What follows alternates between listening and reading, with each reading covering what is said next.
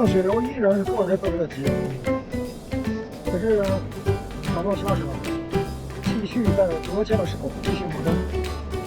这次的雨已经下了3天了。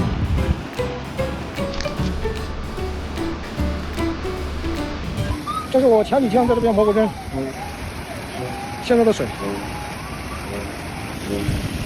主要是没地方去。这是我的针，今天嘛就继续在这边磨针吧。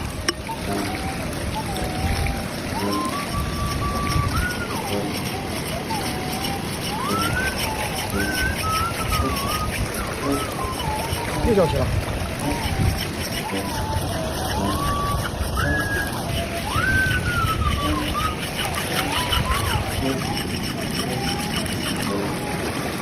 今天不讲。